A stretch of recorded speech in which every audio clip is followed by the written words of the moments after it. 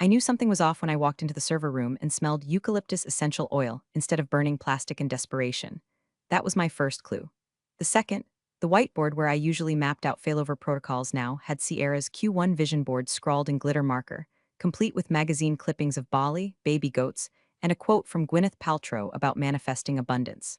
I'd been in IT for 20 years. I'd restored production environments with nothing but a paperclip and spite. I'd watched grown men cry in DevOps stand-ups. But this was an omen. My name's Rachel Blake. I'm 42, divorced, child-free by choice, and I smoke exactly one menthol cigarette a year on my work anniversary in front of the diesel generator I personally reprogrammed during that blackout in 21. I don't do politics. I don't do pep talks. I do keep 13 data centers from going full Chernobyl. For 5 years, I've been the duct tape and digital prayer beads holding Talon systems together. And for 5 years, I've been invisible. Until the golden boy showed up. Chase Fremont, 32, MBA, more jawline than IQ. Son of the CEO, wearer of loafers with no socks, and proud speaker of phrases like synergize the back-end culture pipeline. He strutted into HQ on a Monday morning like he'd just invented computers. Brought his influencer girlfriend Sierra, too. She introduced herself with, I'm really into energy healing and microdosing leadership, which I'm pretty sure means she's allergic to Excel. The moment Chase was appointed VP of Operations, I knew my clock was ticking. The whispers in the hall started instantly. He's shaking things up.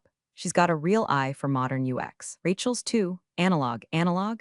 I once rebuilt our routing firmware using a Pi Zero and 6 hours of Red Bull psychosis. But yeah, let's trust the woman who thinks Raid is a Kardashian. The worst part? The meetings. I used to be the ghost in the corner, quiet, competent, caffeine-fueled. Now I'm the ghost who doesn't even get invited. My Slack access mysteriously downgraded. My tickets reassigned. Sierra started holding mindful workflow alignment sessions in my old office, burning sage over the backup tapes. And still, I held the line. When Chase asked me for a summary doc, I gave him a 97-page operational risk report with color-coded heat maps, vendor expiration timelines, and a red flag labeled, do not allow unauthorized admin access without root credential staging. He replied with a thumbs-up emoji and a Slack message that said, lol thanks, looks long. By the way, if you've made it this far without bailing, maybe consider tapping that subscribe button or dropping a like. Not just for me, but for every IT ghost eating lunch in the server room with one hand while rebooting payroll systems with the other. It keeps the caffeine flowing and the meltdown stories coming. Anyway, I knew the end was coming, so I got ready. First, I documented everything. I'm talking full architecture maps, license schedules, shutdown contingencies. I encrypted backups, flagged expiring contracts, printed hard copies of every vendor agreement, and uploaded my resignation letter to 3 separate cloud drives. Not because I wanted to use it, but because I knew someone else would force my hand.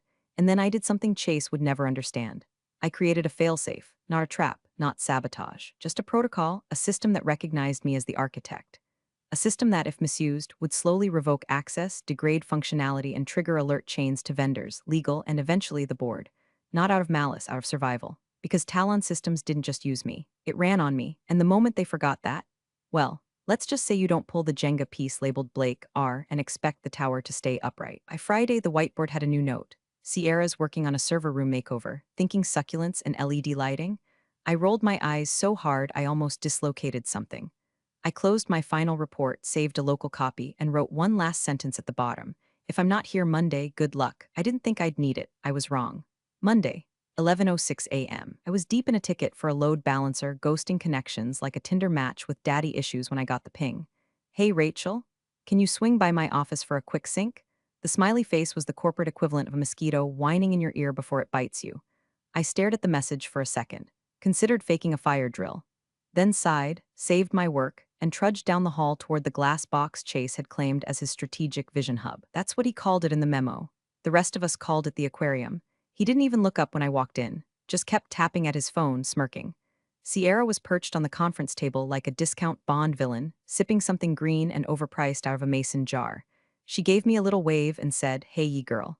Cute flannel. I hadn't spoken more than 3 words to her since she'd revamped our internal wiki by deleting everything and replacing it with Canva slides.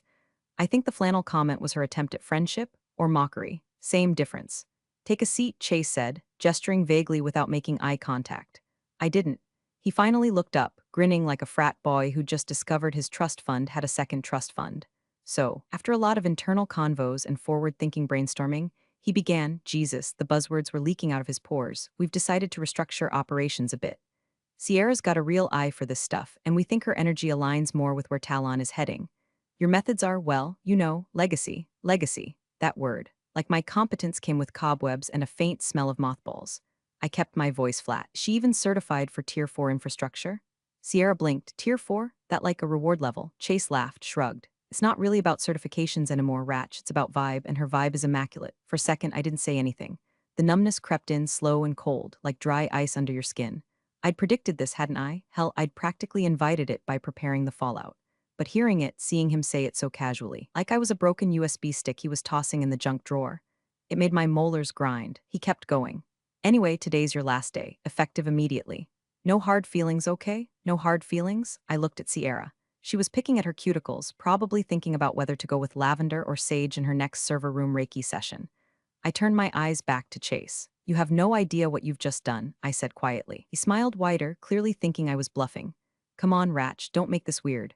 I reached into my back pocket, pulled out my badge, laid it down on the desk like it was a sacrificial offering. Gently, no drama, no raised voice.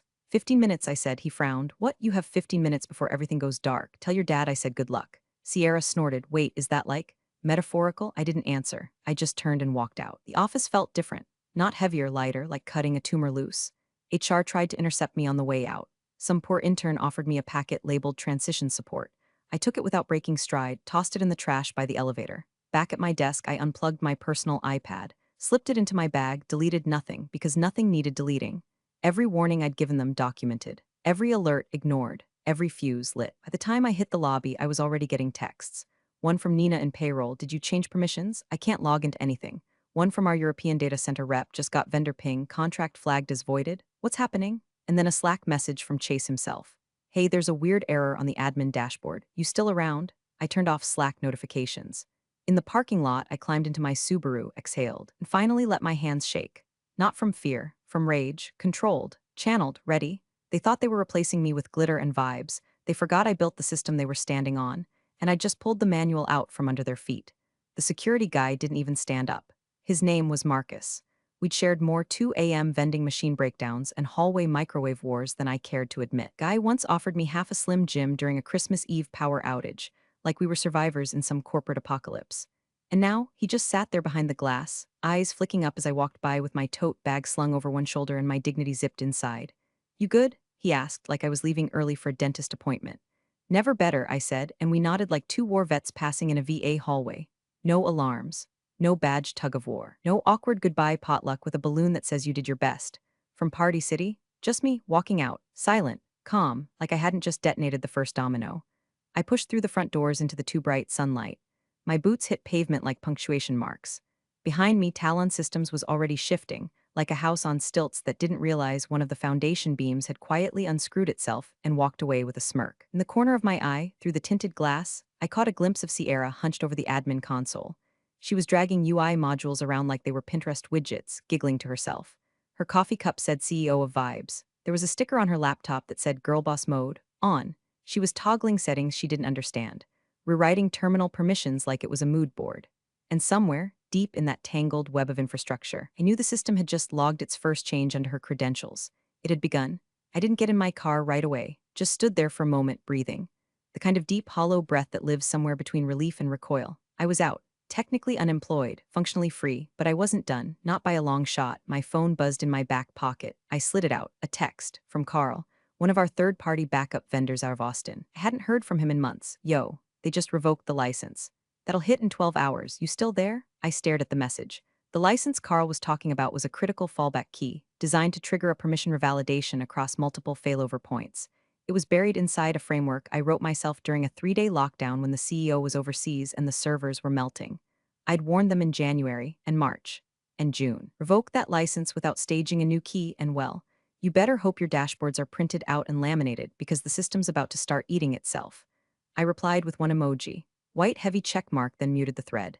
In the backseat of my car was an old iPad I'd loaded with cached admin logs, offline, disconnected, but still watching. I powered it on, flicked through the most recent pings. 2 minor errors already. One in the Dallas node. One in Newark. Nothing catastrophic yet, just whispers, tremors, but the cascade would come. Chase, meanwhile, was lighting up Slack like a bonfire. Screenshots were already floating around of a message he'd posted to his leadership reform channel, cleaning house. Out with old school tech debt in with the new blood. Let's go. Someone had responded with a laughing emoji, and bro, she was like the system whisperer. He replied, nah, she was just crusty. We've got Sierra now. Streamlined, sexy, scalable. I almost laughed. This man thought throwing jargon at a failing architecture was the same thing as strategy. Thought a girl who edited her TikToks with trap beats and lens flares could manage a tier 4 load balancer. But this wasn't about them anymore. This was about me. My hands, my code, my logic, those were in the bones of Talon. I'd written modules under the fluorescent flicker of failing bulbs. I'd patched security flaws at 3 a.m. while Sierra was probably still deep in an oat milk coma. I didn't just maintain that system, I became it. And when you rip out the heart without checking if there's a backup, you don't get a clean reboot, you get smoke and silence. By the time I got home, another alert had popped on the iPad, something about missing endpoint tokens. Sierra probably nuked them thinking they were clutter. Chase probably told her it was fine, probably high-fived her afterward and ordered kombucha. Let them celebrate, let them think they'd won.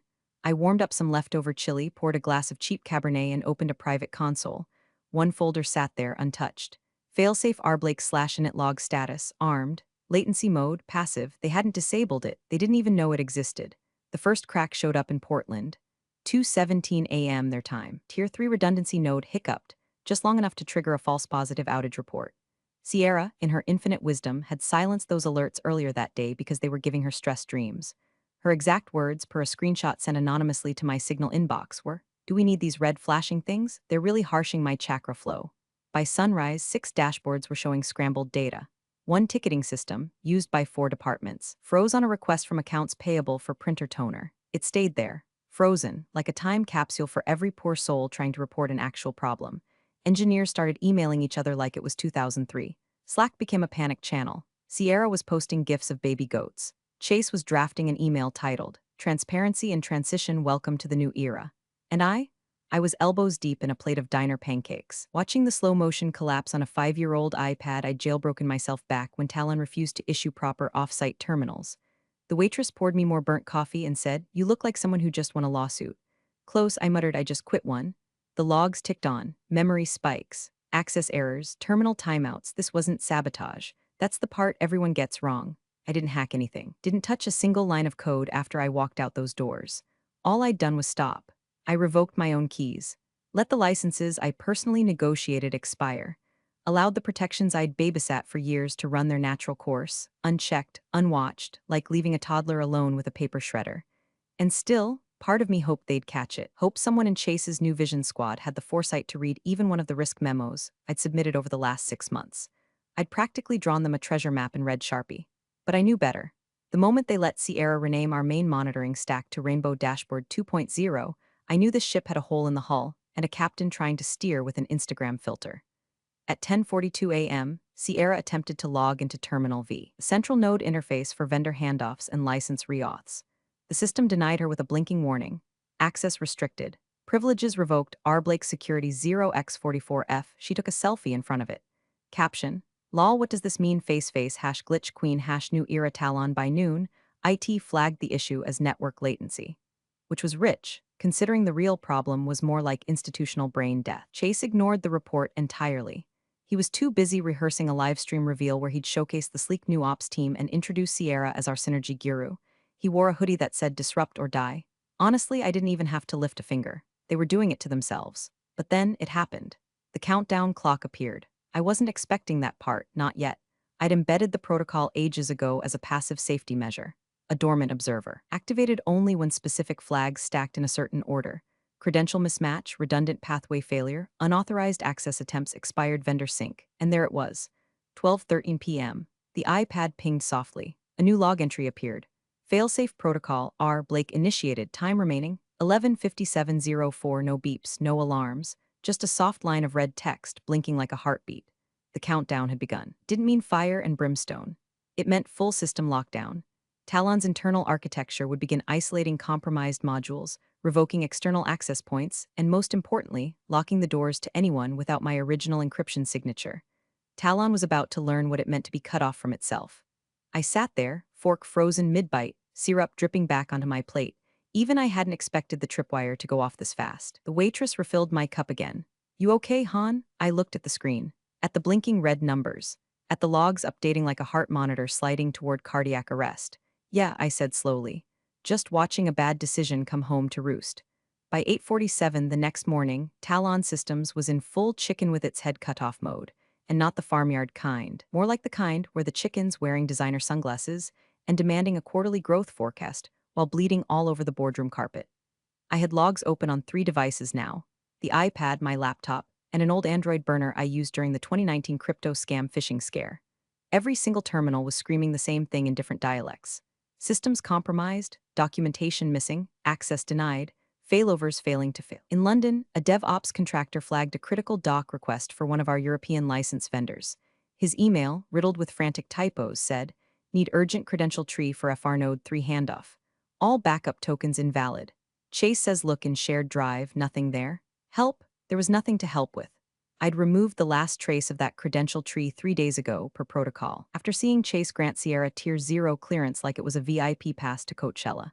Meanwhile, back at HQ, Chase was standing in the middle of the operations floor like Nero in a Patagonia vest, insisting that a full system refresh would solve everything.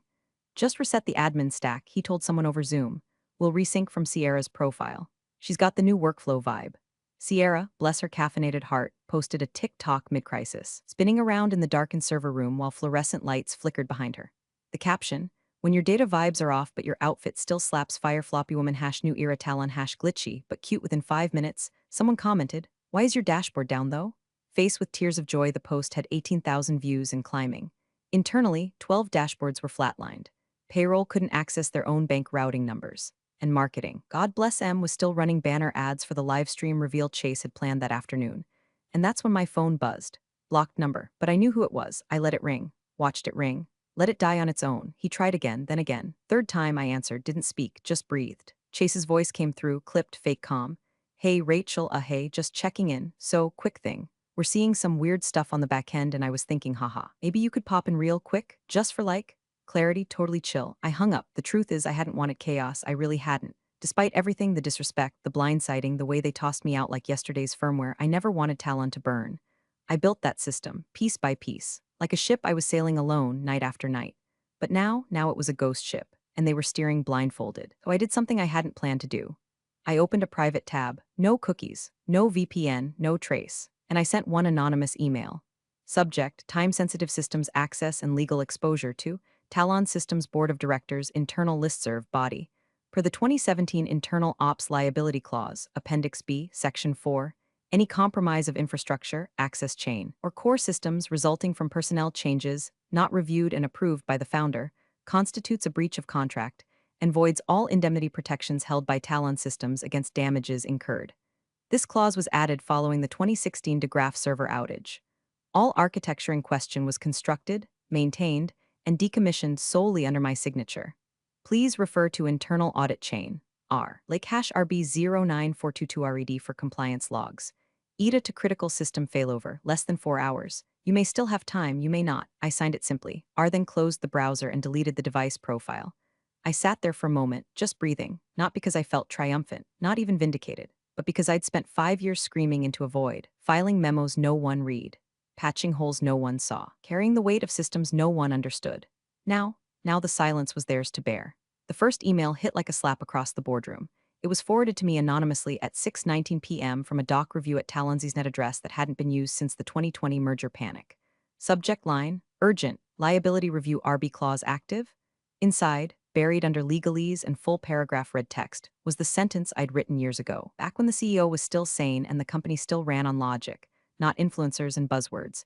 No indemnity shall apply where system failure arises from unapproved personnel changes affecting Tier 0 infrastructure control.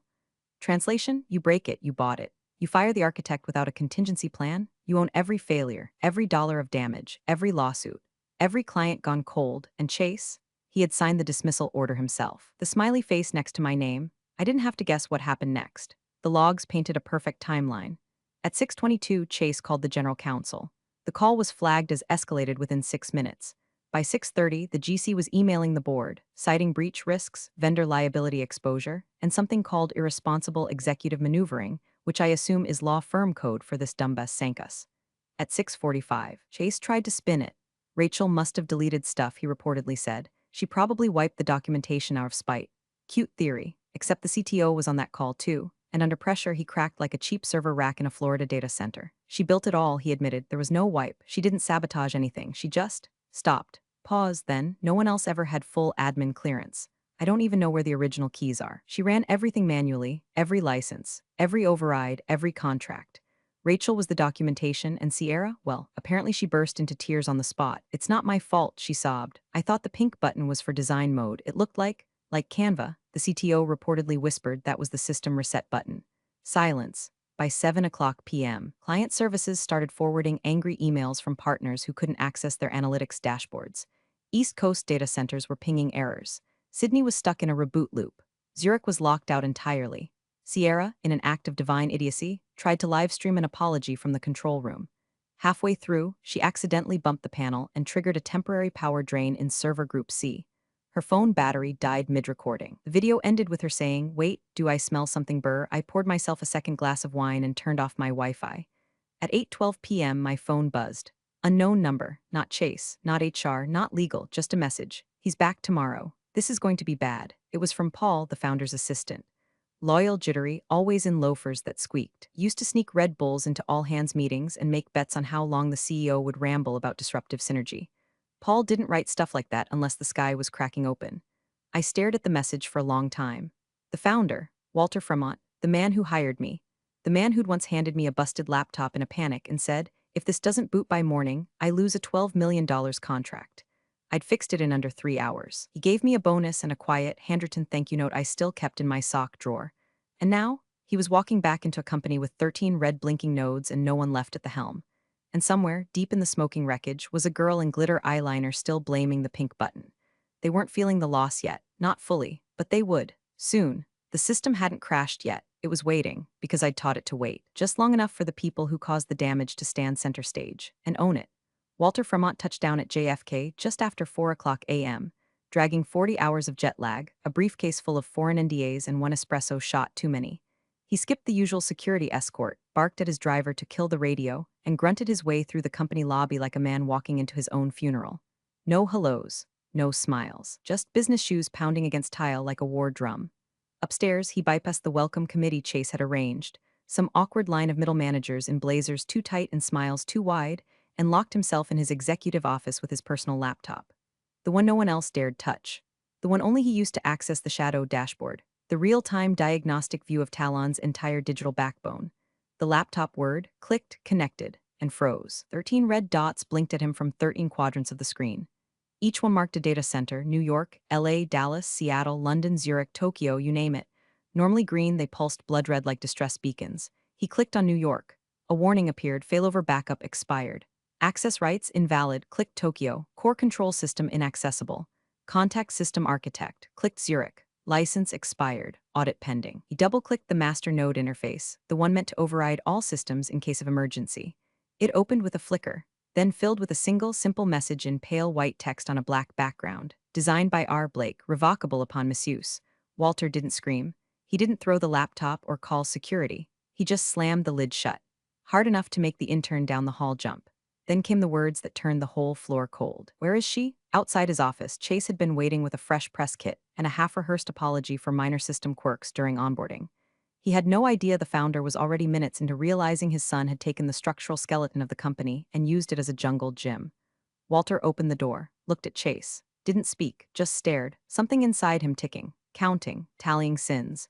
Where, he repeated quietly, is Rachel Blake? Chase blinked. She doesn't work here anymore. Walter raised an eyebrow. And who does? No answer. He walked past him, down the corridor. Past marketing, past HR, past the nervous DevOps contractors whispering about a file called Failsafe Protocol R. Blake/init log they'd stumbled across but were too afraid to touch. Into the boardroom. He summoned the full board. Legal, CTO, CFO. Even Paul, his assistant, looked pale. Agenda. Walter said, tossing a folder onto the table. One item. He wrote it on the whiteboard in thick, angry strokes: Rachel Blake. Everyone stared. Nobody spoke. Nobody dared. Meanwhile, in a small apartment on the other side of town, I was pouring cereal and watching the city wake up from my window. Phone off. Internet dark. No alerts. No updates. Just the silence of a woman who knew the storm was no longer hers to manage. I didn't need to lift a finger. I didn't need to call anyone or explain myself because the systems were speaking now. And what they were saying loudly, clearly, across every department, every server, every terminal was simple: you shouldn't have fired her. You shouldn't have underestimated her. And now you can't even find her, but that's fine. I was never the type who needed a front row seat to the collapse. I just built the walls and waited for the ceiling to fall. The email came at 3:12 a.m. No subject line, no signature. Just one sentence, you're needed at 9 o'clock. Boardroom. I didn't reply, didn't need to. I knew what the dots said. I knew what the logs were screaming into the void. And I knew the moment the founder saw his own empire flickering red, he'd reach for the only person who understood the wires under the skin. I showed up at 8:58. No blazer, no makeup, no power heels, just boots, jeans, and a thermal hoodie that still had a smudge of chili on the sleeve from 2 nights ago. Hair in a loose bun, face set like granite. I walked past the receptionist, who blinked like she was seeing a ghost, past Marcus at security, who gave me a slow, reverent nod without a word. Elevator up, top floor. Same floor I'd been escorted out of days before, my badge stripped like a criminal. Now, nobody stopped me. The boardroom was full when I entered. Long polished table, nervous eyes, coffee cups clutched like lifelines. The founder stood at the head, arms crossed, jaw clenched. His hands trembled just enough to betray what the stakes were. And there he was, Chase, sitting 3 seats down, pale, jittery, dressed like a man who thought his hoodie and charm could still save him. Sierra wasn't with him. Rumor was she locked herself in the marketing closet after accidentally triggering an HVAC shutdown by trying to reset the office energy grid. Chase opened his mouth. Rachel, look, I think we should. Walter didn't even look at him. Sit down, Chase, he said. Don't speak. The room froze. I stepped to the head of the table opposite the founder. No dramatics, no speeches. I pulled my old iPad from my tote, the same one they'd all dismissed as outdated and non-collaborative. Opened a terminal window. Entered 4 numbers, my original internal access code. On the wall-mounted display behind me, 13 dots blinked once. Then turned green, one by one, like lights in a dark city coming back to life. Silence, except for one soft sound, the founder exhaling. He sank into the nearest chair, his shoulders suddenly decades older. You never sabotaged it, he said, almost to himself. No, I replied. I just removed myself. He nodded. And you waited, I shrugged. Protocols always run their course. The CTO whispered something about cached backup syncing again. Legal leaned over to the GC and muttered that clause. It's neutralized now, right? Paul, the assistant, typed furiously into a tablet, probably updating Walter's calendar from firefighting to begging. Then came the moment. Walter turned his gaze on his son. Not angry, not loud, just, done. You're not VP anymore, he said. But Dad, Chase started. You're done. He said it like he was closing a tab in his browser. Final, click, goodbye. Chase slumped into his chair, looking like someone had just unplugged his ego from the wall. I didn't smile, didn't gloat. I just tapped the iPad once more, then locked the screen. Everything's stable, I said, for now. But I recommend you audit the vendor contracts. Sierra invalidated half of them trying to optimize the UI with a sticker pack. Walter rubbed his temples. Jesus Christ. Someone at the end of the table muttered she thought AWS was a clothing brand. Nobody laughed. Nobody breathed. I stood up. Anything else? I asked. Walter didn't answer right away. Just looked at me like a man watching the last functional piece of his company walk out the door.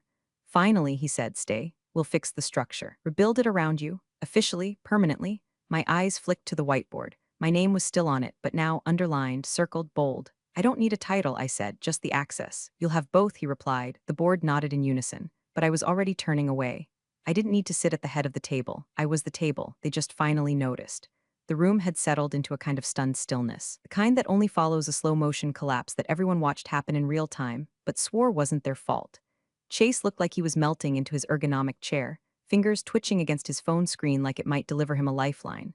Walter had gone full statue, rigid spine, hollow stare, the weight of inheritance pressing into his shoulders like gravity had tripled. I stood in that silence and reached into my bag. Not the iPad this time, not a flash drive or folder of patch notes, just a single sheet of paper, crisp, off-white, thick enough to slice egos. I slid it across the table, smooth, deliberate, the kind of gesture you make when you know the room's oxygen levels are about to shift. Walter glanced down at it, squinting at the print, his brow furrowed first, then his jaw, then his hands tightening at the edge of the paper like he might tear it just to release the tension. This is your original contract, he said slowly. Addendum 3, I replied. From the first year, when I pulled you out of that compliance disaster in Toronto. He blinked. I remember the outage. You handed me emergency authorization to restore the system while legal scrambled. Said, and I quote, just get it online and I'll sign whatever you need. His eyes moved back to the clause, the fine print. 6% equity per fully stabilized data center managed over a 12-month uninterrupted cycle. 13 centers, 6% each. 78% transferred quietly, updated through internal legal routing. Ratified by default after no challenge in 90 days. It had all been logged, the signatures, the timestamps, all legally binding. Walter looked up at me like I'd just walked through the wall. You own the company. I tilted my head, not technically. You still have the rest. But if we're talking controlling interest, the room tilted, not physically, but spiritually. Chase made a strangled sound, half laugh, half whimper. This is a joke, right? Some kind of sick legacy prank. I turned to him. No, Chase. This is what happens when you ignore every doc, every warning, every system flag, and every woman who told you no without saying it in a baby voice. Sierra wasn't in the room. Her ghost lingered in the empty chair next to his, probably posting some yoga cry TikTok from the company parking lot while the mainframe coughed up smoke and invoices. I leaned in just slightly so only he could hear me. Your girlfriend's cute, I said. She'd do great at retail. His face went red, then white, then something in between. Walter looked like a man who just realized he'd given the deed to the castle to the chambermaid who actually built the walls. He didn't argue, didn't ask for clarification, didn't threaten lawyers. He just said softly, with a tone of reverence I hadn't heard in 5 years, "Miss Blake, welcome to the executive board," and that was it. No applause, no handshake, just acknowledgement. I picked up my iPad, slid it into my bag, reached into my pocket not for badge but for keys. A full-set Office core server, executive suite, all reissued, all mine. I turned, walked out. No security escort. No cardboard box full of sad desk plants. No one dared speak. The elevator doors opened and I stepped in alone. When I reached the ground floor, I paused by the glass wall and looked out. Sierra was standing by her white Tesla, mascara running down both cheeks like a melted Snapchat filter. Her phone dangled from her hand, face down. Next to her, Chase was pacing in slow, impotent circles, shouting into his phone. Just get me someone. I don't care. She can't do that. She can't just own it. But I could, and I did. A black SUV pulled up. The window rolled down. The driver nodded. I pulled out my sunglasses, slid them on, and stepped into the back seat like I hadn't just watched a corporate bloodline eat itself alive. As we pulled away, I didn't look back. All 13 data centers were green again. All lights on, except theirs. Thanks for watching, you cubicle warriors. Hit that subscribe button. Unless you're my old boss, then you're on your own. Revenge of the Coffee Pot strikes again.